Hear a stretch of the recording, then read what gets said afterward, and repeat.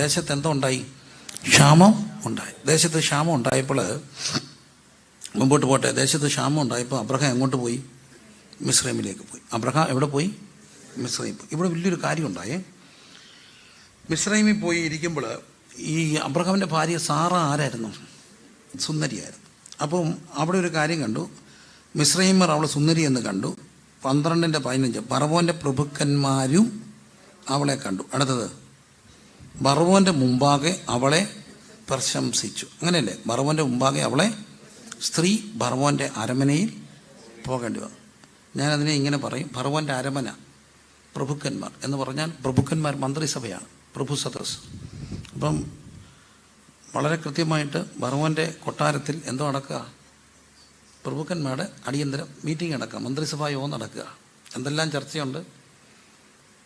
പഞ്ചവത്സര പദ്ധതി, അടിയന്തരമായ വെള്ളപ്പൊക്ക ദുരിതാശ്വാസ നിവാരണം, ലൈഫ് ലൈൻ, പിന്നെന്താണ്, വീട് പദ്ധതി. ഇതിനെക്കുറിച്ചൊക്കെ കാര്യങ്ങൾ ഓരോ സബ്മിഷൻ ഉപയോഗിച്ചുകൊണ്ടിരിക്കുമ്പോഴാണ് ഒരാൾ പറയുന്നു, സുന്ദരിയായ ഒരു സ്ത്രീ നാട്ടിൽ വന്നിട്ടുണ്ട്. ഫറവോൻ പറഞ്ഞു അടിയന്തര പ്രമേയം. പിന്നെ സഭ നിർത്തിവെച്ചു, പിരിച്ചുവിട്ടു, സഭ പിരിച്ചുവിട്ടു. ആര്? ഫറവോ. ആര് വന്നു? ഇത്രയും കോന്തന്മാർ നാട് ഭരിച്ച എന്തോ സുന്ദരി എവിടെ വന്നു? സഭ നിർത്തിവെച്ചു. ഫറവോൻ്റെ പ്രഭുക്കന്മാർ സബ്മിഷൻ ഉന്നയിച്ചു. ഫറവോ അറിഞ്ഞോ ഒരു സുന്ദരി ഇവിടെ വന്നിട്ടുണ്ട്? അതുകൊണ്ടല്ലേ ഫറവോൻ്റെ പ്രഭുക്കന്മാർ അവളെക്കുറിച്ച് എവിടെ പ്രശംസിച്ചു? ഫറവോൻ്റെ അരമനെ. കണ്ടോ? കൊട്ടാരത്തിൽ സംഭാഷണം ഇപ്പം ആരെക്കുറിച്ചാണ്? സ്ത്രീകളെക്കുറിച്ച്. ഉടനെ അവളെ വരുത്താൻ പറഞ്ഞു. അരമനയിൽ പോകേണ്ടി വന്നു. അവിടുന്ന് ദൈവം, ഈ അബ്രഹാം അതിനെ അനുവദിച്ചു. മനസ്സുകൊണ്ട് പേടിച്ചിട്ട് പറഞ്ഞു, നീ എൻ്റെ ആരാന്ന് പറയണം? പെങ്ങളാന്ന് പറയണം. പക്ഷെ അവിടെ ഒരു കാര്യം ഉണ്ടായി. ഫറവോൻ്റെ കൊട്ടാരത്തിൽ ഈ സാറ ഉണ്ടായിരുന്നത് കൊണ്ട് അവനെ, അവൻ്റെ കുടുംബത്തെ അത്യന്തം എന്ത് ചെയ്തു? ദണ്ഡിപ്പിച്ചു. ഇത് വളരെ കൃത്യമായിട്ട് ഓർക്കണം. ഈ സാറ ആരുടെ വകയാണ്? അബ്രഹാമിൻ്റെ വകയാണ്. അബ്രഹാമിൻ്റെ വകയായ സാറ ഫറവോൻ്റെ കൊട്ടാരത്തിൽ ഇരുന്നപ്പോൾ ഫറവോൻ്റെ കൊട്ടാരത്തിൽ എന്തുണ്ടായി? ദണ്ഡനം ഉണ്ടായി.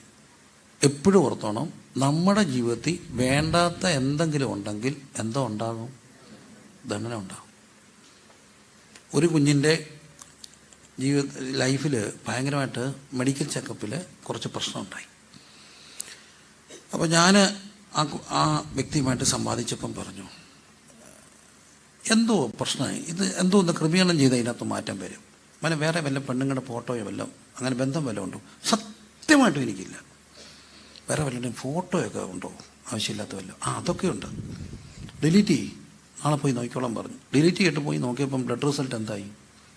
നോർമലായി. അന്ന് ഞാൻ ഒരു കാര്യം പഠിച്ചു, ആവശ്യമില്ലാത്തത് നമ്മുടെ കയ്യിലുണ്ടെങ്കിൽ എന്തോ ഉണ്ടാകും? ദണ്ഡനം ഉണ്ടാകും. ഞങ്ങളുടെ അപ്പ വെളിപ്പാട് കണ്ടിട്ടുണ്ട്. കിണ്ടി, മൊന്ത, ഉരുളി എന്ന് പറഞ്ഞാൽ വഴക്കുണ്ടാക്കി വല്യപ്പൻ്റെയൊക്കെ അപ്പുറത്ത് പിടിച്ച് വെച്ചതാ. ആവശ്യമില്ലാത്ത ഒരു മൊന്ത പോലും എവിടെ ഇരിക്കരുത്.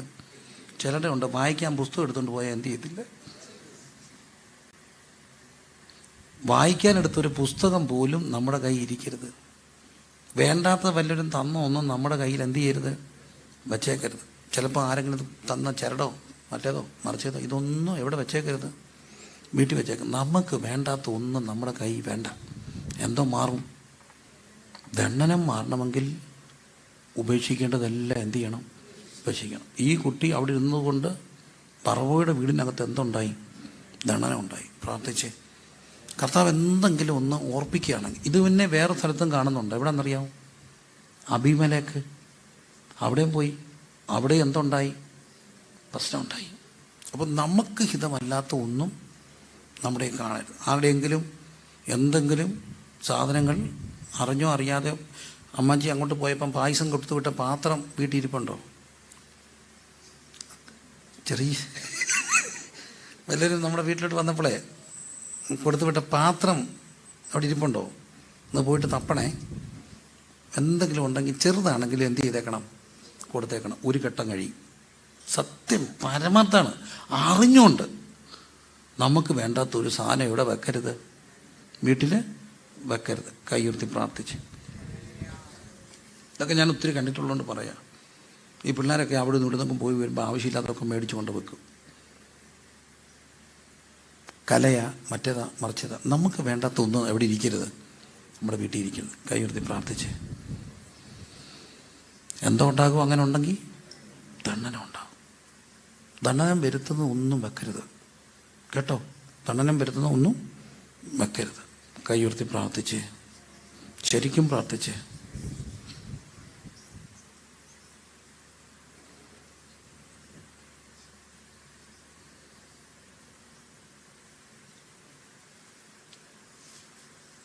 ശരിക്കും പ്രാർത്ഥിച്ച്. എൻ്റെ പൊന്നോമ്മനെ കുഞ്ഞുങ്ങളോട് പറയാം, ആവശ്യമില്ലാത്തൊന്നും ദേഹത്ത് കെട്ടി കൊണ്ട് നടക്കരുത്. കൂട്ടുകാർ തന്നാന്നൊന്നും പറഞ്ഞ് വേണ്ടാത്തൊന്നും വീട്ടിൽ കയറ്റരുത്. എന്തോ ഉണ്ടാകും, ദണ്ഡനം ഉണ്ടാകും.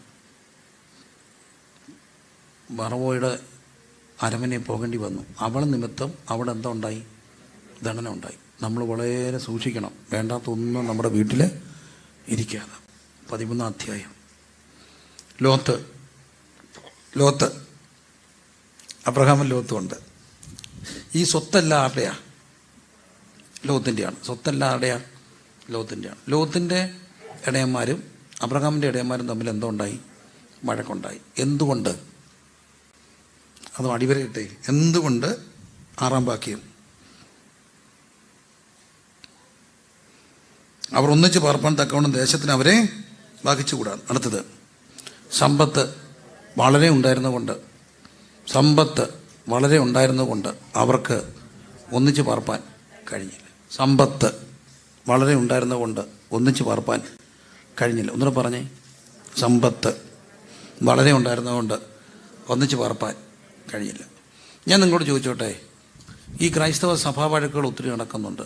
എല്ലാം എന്തിൻ്റെ പേരില്ല? എല്ലാം എന്തിൻ്റെ പേരില്ല? സമ്പത്തിൻ്റെ പേരില്ല. സമ്പത്ത് ഇല്ലായിരുന്നെങ്കിൽ ഈ വഴക്ക് വല്ലതും ഉണ്ടോ? ഇല്ല. ഉണ്ടോ? ഇല്ല. പലയിടത്തും ഇപ്പോൾ ഡിവോഴ്സ് നടക്കാൻ കാര്യം, വഴക്കുണ്ടാകാൻ കാര്യം 2 പേർക്കും എന്തോ ഉണ്ട്, ശമ്പളമുണ്ട്. 2 പേർക്കും ശമ്പളം ഇല്ലായിരുന്നെങ്കിലോ വഴക്കുണ്ടോ? ഇല്ല. സമ്പത്തിൻ്റെ പേരിൽ എന്തോ ഉണ്ടാക്കരുത്. സമ്പത്ത് കൂടുന്ന ഈ സഭാ ഫണ്ടിൽ ഒത്തിരി പൈസ മിച്ചം വരരുത്. മിച്ചം വന്നാൽ അവർ പറയും, ആ പൈസ എടുത്ത് ഇങ്ങോട്ട് ചെയ്യും, ഈ പൈസ ഇങ്ങോട്ട് ആക്കണ്ട. അത് എടാ, ഈ പൈസ ഇല്ലെങ്കിൽ ഒരു കുഴപ്പമില്ല, മുട്ടയിൽ നിന്ന് കർത്താവ്.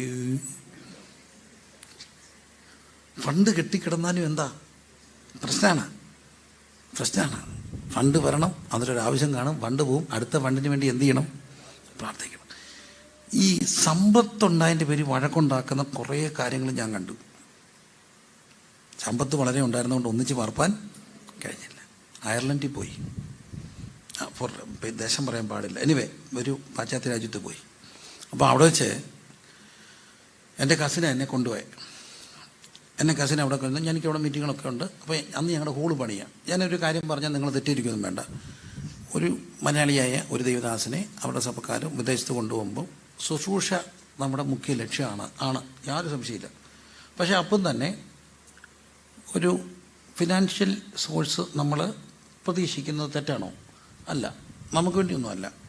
എന്നെ സംബന്ധിച്ച് എനിക്ക് പൈസ വേണ്ട എന്ന് പറഞ്ഞാൽ എൻ്റെ ആവശ്യത്തിനൊക്കെ നിർത്താൻ എൻ്റെ സഭയുണ്ട്. എന്നാലും നമുക്ക് കിട്ടുന്ന റിസോഴ്സുകൾ കൊണ്ടാണ് ഇവിടെ ഒത്തിരി കാര്യങ്ങൾ ചെയ്യുന്നത്. അങ്ങനെ കുറേ കാര്യങ്ങൾ പ്ലാൻ ചെയ്തായിരിക്കും നമ്മൾ പോകുന്നത്.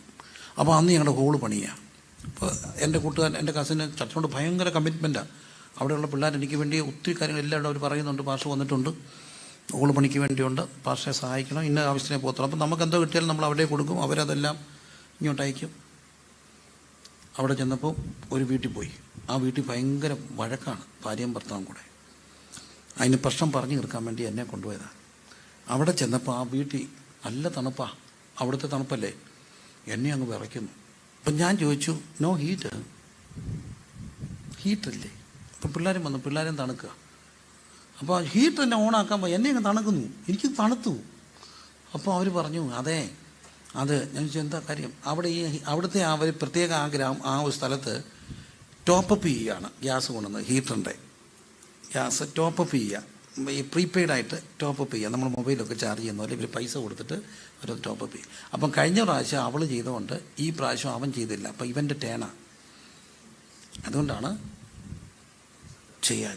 എന്നെ വിറച്ചു. അപ്പം ഞാൻ ചോദിച്ചു, വല്ലതും കഴിച്ചു ഈ പിള്ളേർ? അതുപോലും ശരിക്കും മേടിച്ചിട്ടില്ല. കാരണം കഴിഞ്ഞ പ്രാവശ്യം അവളാണ് കഴിഞ്ഞ പ്രാവശ്യത്തെ ഫുഡിൻ്റെ പൈസ കൊടുത്തത്. ഇവർ തമ്മിൽ തല്ലുക, പൈസ പൈസ പൈസ. ഇപ്പോൾ പറഞ്ഞു വന്നപ്പോൾ എനിക്കൊരു കാര്യം പിടികിട്ടി. അവൻ്റെ അപ്പന് അസുഖം വന്നപ്പോൾ ഇവള് പൈസ അയപ്പിച്ചില്ല. ഇവിടെ അപ്പന് പൈസ അസുഖം വന്നപ്പം അവൻ പൈസ അയപ്പിച്ചില്ല. രണ്ടപ്പന്മാരും അറ്റാക്ക് വന്ന് ചത്തു. ചത്തു ചത്തു. പിന്നല്ല. അപ്പം ഞാൻ പറഞ്ഞു, ഒരുമാതിരി നിങ്ങൾ തമ്മിൽ തല്ലുക. എനിക്കൊക്കെ ദേഷ്യം വന്നു. ഒന്നാ എന്നെ തണുക്കുകയാണ്. തണുത്ത് മക്കളെ. അപ്പോൾ എന്നെ കൊണ്ടുപോയി കസിൻ എന്നെ ചൊറിഞ്ഞിട്ട് പതുക്കെ പറഞ്ഞ് ചെവിയിൽ, അവളെ സപ്പോർട്ട് ചെയ്തു. ഇത് ശരിയാകുന്ന കേസല്ല, ഗുണം പിടിക്കത്തില്ല. അവളെ സപ്പോർട്ട് ചെയ്യും. നമുക്ക് പൈസ തരുന്ന അവളാ. നമുക്ക് കിട്ടുന്ന മേടിച്ചോട്ട് പോവാ. ഇത് ശരിയത്തില്ല. അതൊക്കെ അവളെ സപ്പോർട്ട് ചെയ്ത് പ്രാർത്ഥിച്ച് പോയേക്കാന്ന് പറഞ്ഞു. ഞാൻ പറഞ്ഞു, എനിക്കും കരി വന്നു. ഞാൻ പറഞ്ഞു, എനിക്ക് നിന്റെ പൈസ, ഇവിടെ പൈസ കൊണ്ട് ഹോള് പണിതാൽ ഹോൾ ഇടിഞ്ഞു താഴെ പോകും. ഇവിടെ ഹോള് ഈ പൈസ കൊണ്ട് മോളെ, പൈസയ്ക്ക് വേണ്ടി പ്രാർത്ഥിക്കുന്നതിനൊപ്പം തന്നെ എന്നും പ്രാർത്ഥിച്ചോണം. വേണ്ടാത്ത പൈസ കൈ വരികയും ചെയ്യരുത്. വേണ്ടാത്തവരുടെ പൈസയും വരരുത്. ഞാൻ പ്രാർത്ഥിക്കുന്ന കാര്യമാണ്. പൈസ വേണം, അത് വേറെ കാര്യം, കാരണം കാര്യങ്ങൾ നടക്കണ്ടേ. പക്ഷേ വേണ്ടാത്ത പൈസ എന്ത് ചെയ്യണ്ട. ചില പൈസ വരരുത് മക്കളെ, ചില നന്മ വരരുത്. അത് അഴുക്കാണ്. ഞാൻ പറഞ്ഞു, ഇവിടെ പൈസ കൊണ്ട് ഓടും, എനിക്കിവിടെ പൈസ വേണ്ട. എന്നെ ഞാൻ കലിച്ചു. എന്നെ വിറച്ചില്ലേ? അത് ദേവദാസനല്ലേ? നിങ്ങൾ എന്തോ ഈ പറയുന്നത്? എനിക്കൊരു വിലയില്ലേ? എന്നാ ഞാൻ പറഞ്ഞു, ഈ പിള്ളേരെ വിറപ്പിച്ചു, അതിലൊക്കെ ഉപരി എന്നെ വിറപ്പിച്ചു. നിങ്ങളെ രണ്ടിനെയും താമ്പുരാൻ പാഠം പഠിപ്പിച്ചില്ലെങ്കിൽ ഞാൻ ദൈവത്തോട് ചോദിക്കും. ഞാൻ പോവാന്ന് പറഞ്ഞു. ഞാൻ എൻ്റെ ചെരുപ്പൂരി അവിടെ കൊട്ടിയിട്ടിട്ടിങ്ങി പോന്നു. അഹങ്കാരം, പൈസയുടെ പേരും പിള്ളേരെ പട്ടിണി കിടന്നു. സംഭവിച്ചു കേൾക്കണോ? അടുത്ത ദിവസം രണ്ടും കൂടെ വഴക്കുണ്ടാക്കി. ഒച്ച മൂത്തപ്പോൾ അടുത്ത സായിപ്പ് പോലീസിനെ വിളിച്ചു. പോലീസ് വന്നു, ഇവനെ ഡീപ്പോർട്ട് ചെയ്തു. പിള്ളേരെ പാകിസ്ഥാനികൾക്ക് കൊടുത്തു. തീർന്നേ. എന്തിൻ്റെ പേരില്ല? സമ്പത്ത്. സംഭവങ്ങൾ പറയരുന്ന, പക്ഷേ ആളും പേരും അറിയാതെ ചില കാര്യങ്ങൾ പറയുന്നത് ആവർത്തിക്കപ്പെടാതിരിക്കാൻ വേണ്ടിയാണ്. ഭർത്താവ് ഗൾഫിൽ നിന്ന് പൈസ അയക്കും. ആ മാസം അവന് പൈസ അയക്കാൻ താമസിച്ചു. ഇവളങ്ങ് പിണങ്ങി. നാട്ടിലാണ് ഇവള് പിണങ്ങി. കാരണം എന്താ അയച്ചില്ല? പൈസ. സത്യമാണ്, അവിടെ ഇവിടെ ആവശ്യമില്ലേ. പക്ഷേ 1-2 ദിവസം മുമ്പോട്ട് പോയപ്പോൾ ഇത്രയും പിണങ്ങണം. അവൻ അയക്കാനൊത്തില്ല. അവൻ പൈസ അവൻ അയച്ചു. പക്ഷേ ഇവളെ വാട്സപ്പ് ആ ലിസ്റ്റ് തുറന്നു നോക്കിയില്ല. ദേഷ്യം പൈസ ദേഷ്യം. ഇവൻ രാത്രി വിളിക്കുക. രാത്രി ഇവൻ്റെ കോള് വരുമ്പോൾ ഇവൾ സൈലൻ്റ് ആക്കി ഇങ്ങനെ വെച്ച്, പഠിക്കട്ടെ, നീ വിളിക്കടാ, നീ വിളിക്കുക, ടിങ് ടിങ് ടിങ് ടിങ്. ഒത്തിരി വട്ടം വിളിച്ച് എടുത്തില്ല. ഇവിടെ പൈസ അയച്ചില്ല. നേരം വെളുത്തപ്പം 10-18 മിസ് കോള്. ആങ്കാരി എൻ്റെ കോള്. ഉച്ചയായപ്പോൾ ഒരാൾ വിളിച്ചു, ഇന്നാളുടെ ഭാര്യയാണ്. ആണോ? മുറി ചത്ത് കിടപ്പുണ്ട്. അറ്റാക്കായിരുന്നു. ഈ അറ്റാക്ക് വന്നപ്പോഴാണ് വിളിച്ചേ. ഇന്ന് അവൾ വിഷാദ രോഗിയാണ്.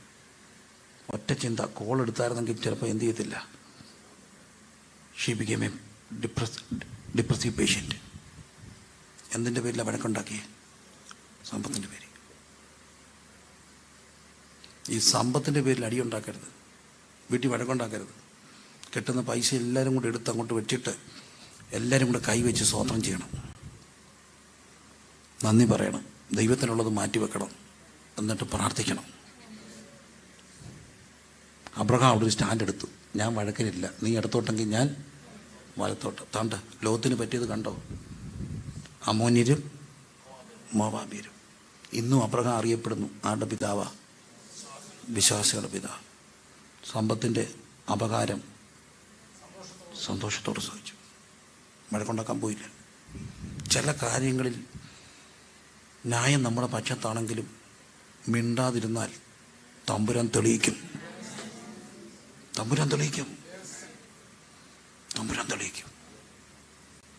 എന്തുണ്ടാക്കരുത്? വഴക്കുണ്ടാക്കരുത്. എന്തുകൊണ്ടാണ്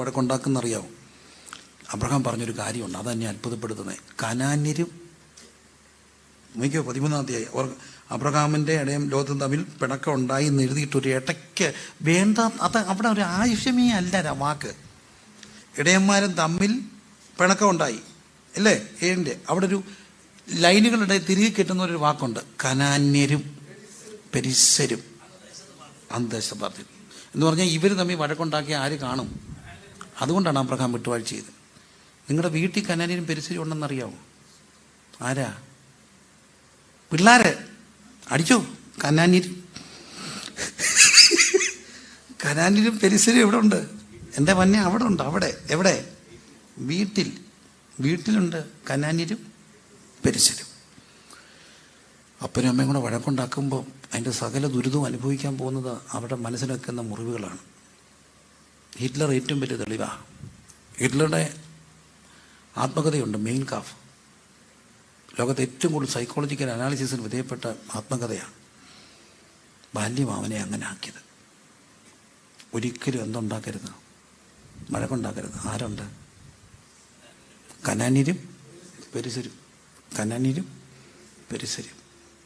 നമുക്കൊന്ന് കണ്ണടച്ച് പ്രാർത്ഥിക്കാം. ആവശ്യമില്ലാത്ത ഒന്നും കയറരുത്, ബാധ വരും. എന്ത് കലങ്ങരുത്? ഭാഷ കലങ്ങരുത്. എവിടെ പേര് വേണം? മേളി ഉണ്ടോ? സ്വത്ത് എവിടെ കൂട്ടണം? മേളി. അച്ഛാ ഇല്ലാത്തപ്പോൾ ഞാൻ ഒരു കാര്യം ചോദിച്ചു, ആരും പറഞ്ഞില്ല. ഒറ്റ കാര്യം ചോദിച്ചുള്ളൂ. പിള്ളേരോടും ചോദിച്ചു, വലിയോടും ചോദിച്ചു, മോളോടും ചോദിച്ചു, അമ്മയോടും ചോദിച്ചു.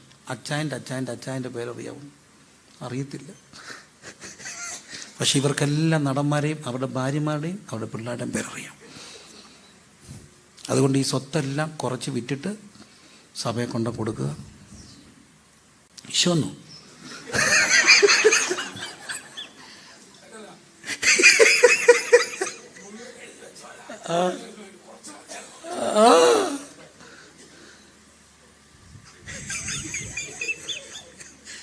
അയ്യോ, എക്സ്കർവേഷൻ ഈശോ വന്ന്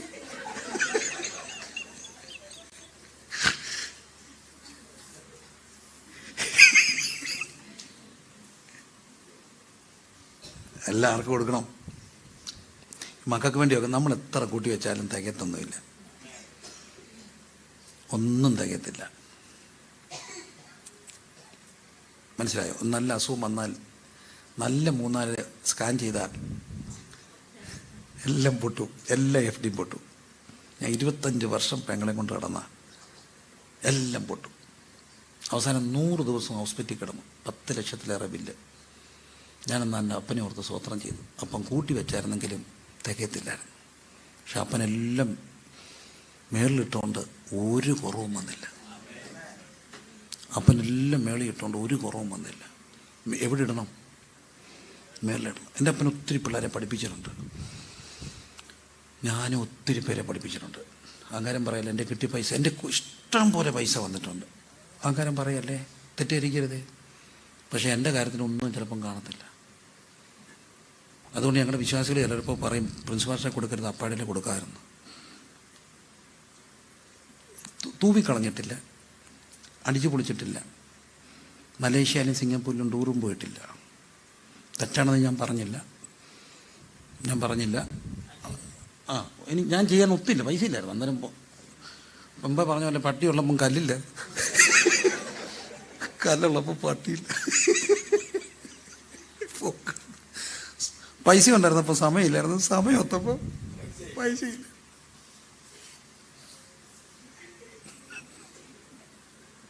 പക്ഷെ മേളിൽ ഡിപ്പോസിറ്റുണ്ട്, എല്ലാം നടക്കും. കഴിഞ്ഞ ദിവസം മോനെയും കൊണ്ട് കോളേജിൽ ചേർക്കണം. അപ്പം ഞാൻ അവന് തുടങ്ങുമ്പോൾ ഞാനിവിടെ കാണത്തില്ല. ഞാൻ ഉറങ്ങും, ഉച്ചയ്ക്ക് വന്ന് ശകലം നേരം ഉറങ്ങിയിട്ടെങ്കിൽ പൗർഷനിൽ പോകണം. കണ്ണിൽ ഉറക്കം കയറി അങ്ങോട്ട് വരുമ്പം വൈഫ് കൂടി വന്നിട്ട് വിളിച്ചു, അവളെങ്ങാണ്ടെന്ന് വന്നിട്ട് വിളിച്ചു, അച്ഛാ ഇന്ന് രാത്രി പോകണം.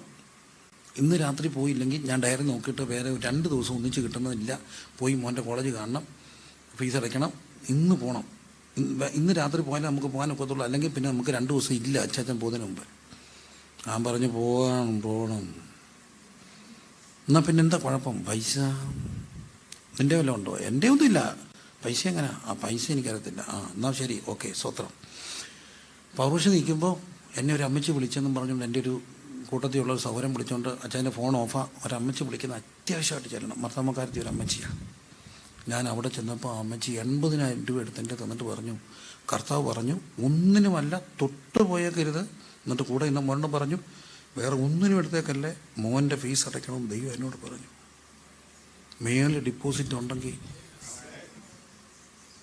ഇനി വരും. അതുകൊണ്ട് എല്ലാവരും എവിടത്തേക്കും ഡിപ്പോസിറ്റ് ചെയ്യണം. അബ്രഹാം മൽക്കീസദേക്കിന് എന്ത് കൊടുത്തു?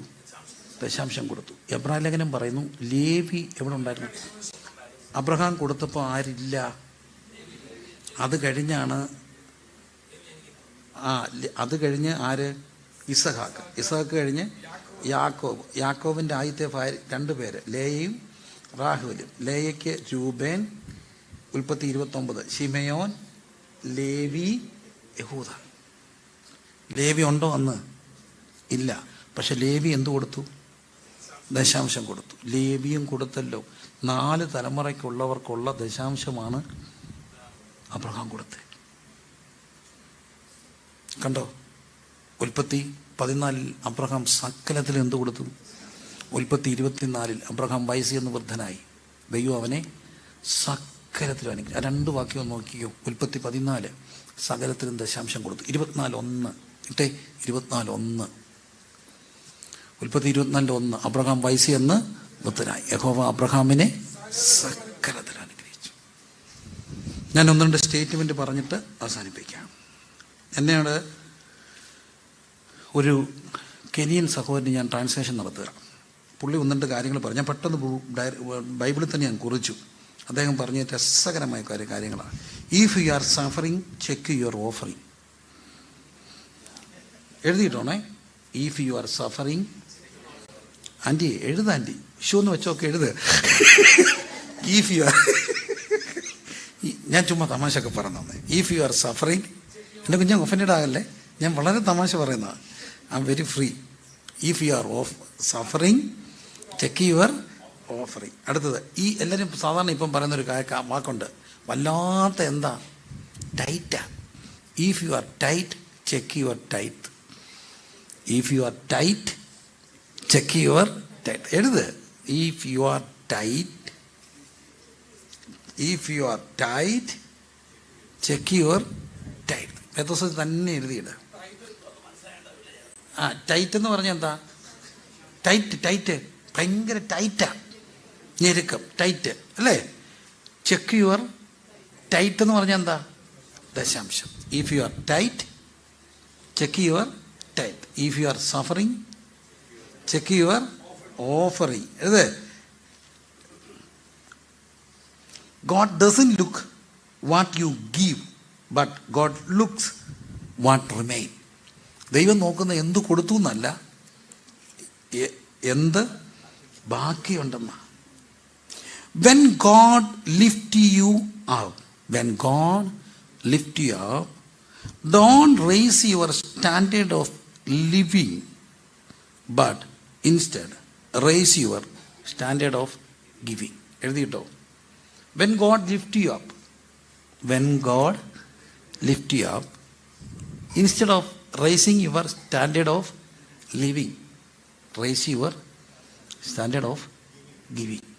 നമുക്ക് ഇച്ചിരി നല്ല വരുമാനമൊക്കെ വന്നാൽ നമ്മൾ ഒന്നര ഓർക്കും, ഈ കാർ മാറിയിട്ട് നല്ലൊരു കാർ മേടിക്കണം, ഈ ഫോൺ മാറ്റിയിട്ട് ഒരു ഐഫോൺ മേടിക്കണം, ഐഫോൺ പ്രോ മാക്സ്, ഏറ്റവും എന്താണ് 14, ഐഫോൺ 14 പ്രോ മാക്സ് മേടിക്കണം.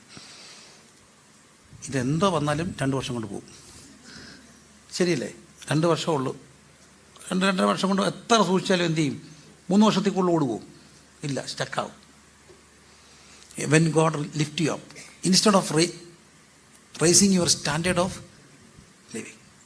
ഈ സാധുക്കളായി ഒത്തിരി പേര് കൊടുക്കുന്നവരുണ്ട്. ഞങ്ങളുടെ അവിടെ ഒരു കൃഷിക്കാരൻ അച്ചായനുണ്ട്. എല്ലാ ആഴ്ചയിലും പുള്ളി ഇത് കേട്ടപ്പം 500 കൊടുത്തുകൊണ്ടിരുന്ന അച്ചായൻ 1000 കൊണ്ടിടാൻ തുടങ്ങി. ഒരു കൃഷിക്കാരനാണ്, 1000 രൂപ, പശുവിനെ വളർത്തുക, 1000 രൂപ. അപ്പം പുള്ളിയുടെ വീട്ടിൽ മോനും മരുമോളും കൂടെ ഒരു ഇച്ചിരി പ്രശ്നം ഉണ്ടായിട്ട് വീട് മാറി. മോനും മരുമോളും കൂടെ വീട് മാറി. പക്ഷെ അവന് ഈ കൾച്ചർ ആയതുകൊണ്ട് അവൻ വീട് മാറിയപ്പം തൊട്ട് അവനും ഒരു കവർ എഴുതി, അവൻ്റെ ഒരു 250, അവനും അത്രയും പൈസയില്ല, അപ്പൻ്റെ തണലില്ല, ഇച്ചിരി വണ്ടിയൊക്കെ ഓടിക്കും. അവനും കൊണ്ട് എല്ലാ ആഴ്ചയിലും ഒരു 500 രൂപ കവറിൽ എഴുതിയിടും. അപ്പോൾ സഭയിൽ നിന്ന് എന്നോടാണ് പറഞ്ഞു, ഈ പ്രശ്നം മാറ്റി അവരെ എന്ത് ചെയ്യണം, ഒന്നിപ്പിക്കണം. ഞാൻ പറഞ്ഞു, ഒരു കാരണവശാലും ഒക്കത്തില്ല, കവർ എന്താകും.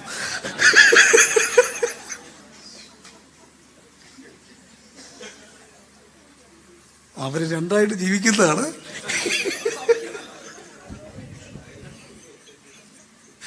ദ്രവ്യാഗ്രഹമായിട്ട് കാണരുത്. തമാശ പറഞ്ഞ. എന്നാലും വീട് മാറിയാൽ അവനെ എന്തായിട്ട് കൂട്ടണം, അവനെ ഒരു കുടുംബമായിട്ട് കൂട്ടണമെന്ന് അവൻ എന്നെ പഠിപ്പിച്ചു. എനിക്ക് ഭയങ്കര സന്തോഷം തോന്നി. പാവങ്ങളാ. കണ്ണടച്ച് എല്ലാവരും ഒന്ന് പ്രാർത്ഥിച്ച്. അപ്പം നമുക്ക് ഇത്രയെല്ലാം കേട്ടല്ലോ. എന്ത് കൂട്ടണം? Standard of giving. ടൈത്ത് 10% അല്ലേ കൊടുക്കുന്നത് ഞാൻ കണ്ടിട്ടുണ്ട്. 20 കൊടുക്കുന്നത് കണ്ടിട്ടുണ്ട്. എനിക്കൊരു സഹോദരി ഉണ്ടായിരുന്നു, 55 കൊടുക്കുമായിരുന്നു. അത് ഈ അവൾ ഗൾഫിലെ ഇതാണ്. ഗൾഫിൽ നമ്മളൊരു ഷെയർ എങ്ങനെ ആയിരിക്കും, അർബാബിൻ്റെ കമ്പനി തുടങ്ങുമ്പോൾ 51 ആരുടെയാണ് അയാൾ അല്ലേ? നമ്മൾ പൈസ മുടക്കിയാലും 50 മേജർ പോർഷൻ ആരുടെ ആയിരിക്കും, അവിടെ എവിടെ. അങ്ങനല്ല, എൻ്റെ അതിനാണ് അവൾ 51 കൊടുക്കുന്നത്. 80 കൊടുക്കുന്നവരെ ഞാൻ കണ്ടിട്ടുണ്ട്. 80% ഒരു കുറവും വരുന്നില്ല. കണ്ണടച്ച് പ്രാർത്ഥിച്ച്.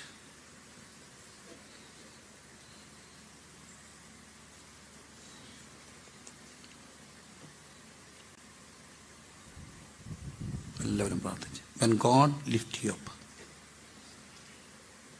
instead of raising your standard of living, we had to raise our standard of living. That is needed.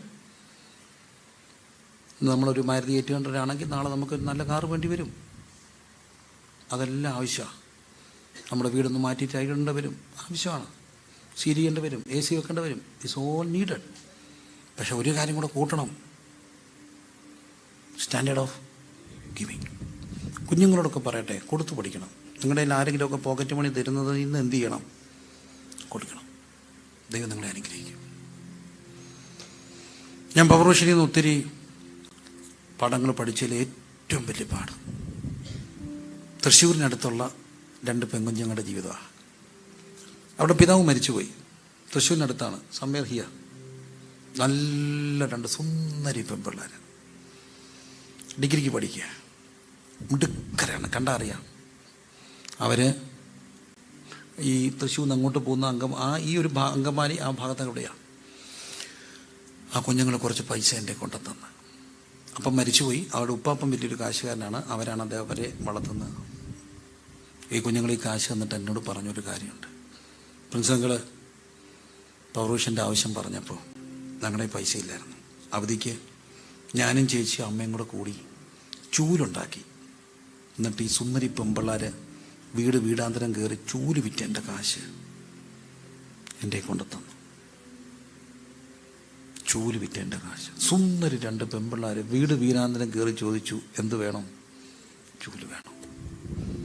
ചൂല് വിറ്റ കാശ് കൈകൊണ്ട് മേടിക്കുമ്പോൾ എനിക്കൊരു കാര്യം മനസ്സിലായി. ഒത്തിരി പേര് ഇങ്ങനെയൊക്കെ ഈ ലോകത്തുണ്ട്. അതുകൊണ്ടൊക്കെ തന്നെയാണ് തമ്പുരാൻ ഇന്ന് ഈ സഭയൊക്കെ നിർത്തിയേക്കുന്നത്. അപ്പം നമുക്ക് പ്രാർത്ഥിക്കണ്ടേ? ഭാഷ എന്ത് ചെയ്യരുത്, കലങ്ങരുത്. മേളിൽ എന്ത് വേണം? ആസ്തി വേണം. വേണ്ടേ? വേണ്ടാത്തതൊന്നും എവിടെ പാടില്ല, വീട്ടിൽ പാടില്ല. ലോകത്ത് കയറിയതുപോലെ പറ്റിയതുപോലെ വീട്ടിലെന്ത് കയറ്റരുത്? മദ്യം കയറ്റരുത്. നമുക്ക് പ്രാർത്ഥിക്കണം, മതിൽ കെട്ടി പ്രാർത്ഥിക്കണം. വേണ്ടേ? വേണം. പ്രാർത്ഥിക്കാം.